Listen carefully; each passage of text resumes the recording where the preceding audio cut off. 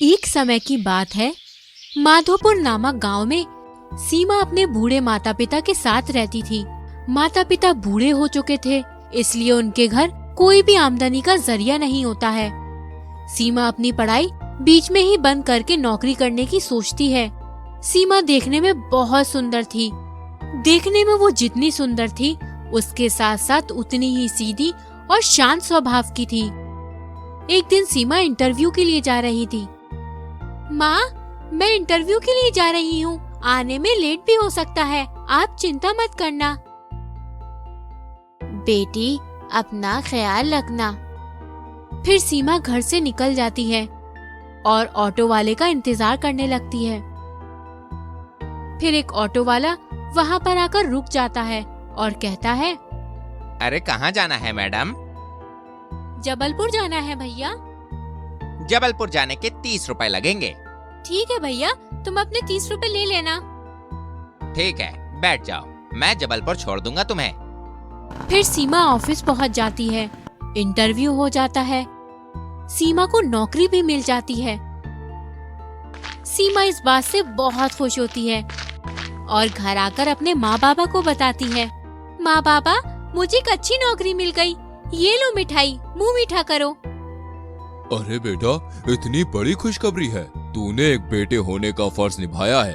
आज मैं बड़ा खुश हूँ। हमें तुझ पर बहुत गर्व है। आपने शाम की दवाई नहीं खाई होगी ना बाबा, पहले आप अपनी दवाई खा लीजिए। आज सीमा के ऑफिस का पहला दिन है। वो सुबह उठती है, माँ बाबा को नाश्ता कराती है और फिर खुद तैयार होकर ऑफिस चली जाती है। सीमा आज बहुत खुश होती है। जैसे ही सीमा ऑफिस पहुँचती है, तभी ऑफिस में सभी आदमी उसको घूर कर देखने लगते हैं। लड़के तो लड़के ही होते हैं। सारे लड़के सीमा को देखकर बातें करने लगते हैं। अरे यार, देखो तो कितनी सुंदर लड़की है। हाँ भाई, इससे तो नजर ही नहीं हटती। सीमा के ऑफिस में 3 लड़के होते हैं जो कि बहुत ही बदतमीज और लोफर टाइप के होते हैं। सीमा को तीनों लड़के रोज ऑफिस से आते जाते रास्ते में छेड़ा करते थे, पर सीमा उनकी बात का कभी कोई जवाब नहीं देती थी।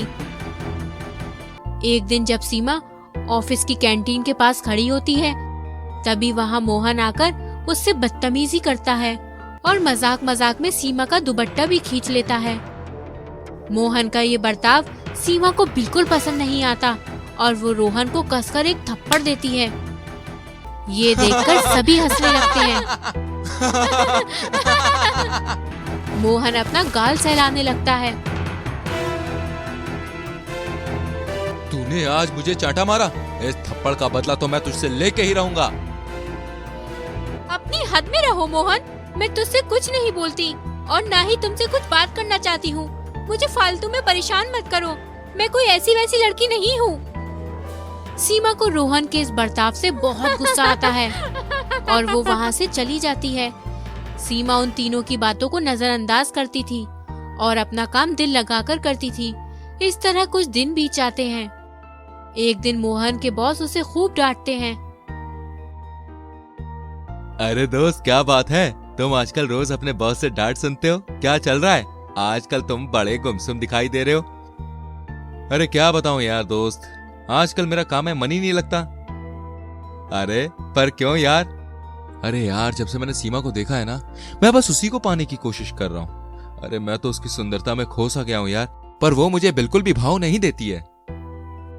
तभी वहाँ सीमा अपने ऑफिस के दोस्त रोशन के साथ वहाँ आ रही होती है। अरे मोहन, देखना उस रोशन के साथ क्या माल आ रहा है यार, कतई जहर लग रहा है। अरे लंगूर के हाथ में अंगूर है, देख देख। अरे भाई, मैं तो इसी लड़की की बात कर रहा हूँ यार। ये तो नशे की बोतल लग रही है, किसी को भी नशा चढ़ा सकती है। भाई तू क्या चीज है? अरे क्या सुंदर माल है यार, एकदम कैटरीना कैफ लग रही है।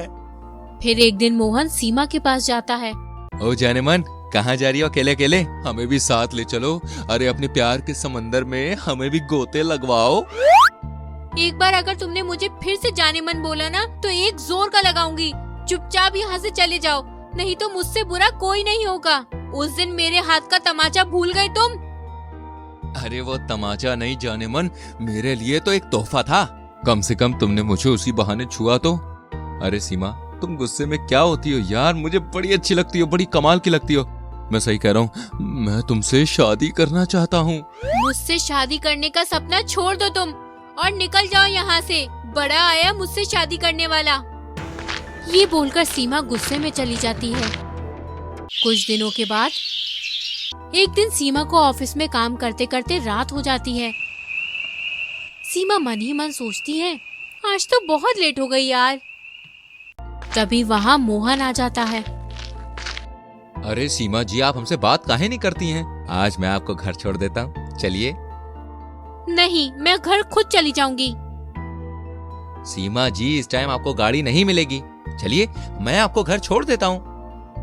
तभी मोहन के वहाँ दो दोस्त और आ जाते हैं। देखिए, मैं चली जाऊंगी, मुझे अब जाने दो।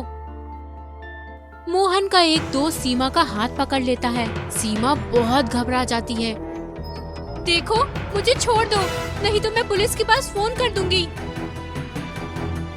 अरे मनोज, इस लड़की को छोड़ना मत। अरे इसका तेवर तो देखो, हम लोग को धमकी दे रही है। ऐसा करो, इस लड़की को यहीं इसी रूम में बंद करके सड़ने देते हैं। वैसे भी नवरात्रि के 2 दिन ऑफिस बंद ही रहेगा। तीनों सीमा को एक रूम में बंद कर देते हैं। सीमा बहुत रोती है।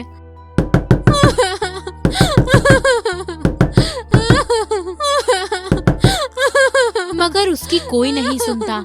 तीनों उसे वहीं छोड़कर अपने अपने घर चले जाते हैं। सीमा बहुत परेशान हो जाती है। ना जाने माँ बाबा कितना परेशान हो रहे होंगे। मैं क्या करूँ? यहाँ तो कोई मेरी आवाज सुनने वाला भी नहीं है। एक काम करती हूँ, मैं एक नोटिस बनाकर नीचे गिरा देती हूँ, शायद कोई देख ले। सीमा नोटिस बनाकर नीचे गिरा देती है। मगर सारी रात गुजर जाती है। अगला दिन भी गुजर जाता है और शाम हो जाती है, मगर सीमा का कोई नोटिस नहीं देख पाता। अरे ओ सीमा की माँ, 2 दिन हो गए, सीमा आई नहीं। मैं जाकर देखता हूँ, ना जाने मेरी बच्ची किस मुसीबत में फंस गई है। आप ठीक कहते हैं, शाम भी होने वाली है। सीमा के पिता ऑफिस पहुंच जाते हैं, लेकिन ऑफिस बंद होता है। फिर ऑफिस के इधर उधर देखते हैं, तभी उनकी नजर जमीन पर पड़े एक कागज पर पड़ती है। जब सीमा के पिता उस नोटिस को पढ़ते हैं तो वे सब कुछ समझ जाते हैं। किसी ने मेरी सीमा को ऑफिस में बंद कर दिया है। सीमा के पिता पुलिस को फोन करते हैं और जब ऑफिस खुलता है तो पुलिस देखती है कि सीमा रूम में बंद थी। फिर सीमा की गवाही से उन तीनों को जेल हो जाती है और फिर सीमा अपने माता पिता के साथ खुशहाली से जिंदगी गुजारने लगती है।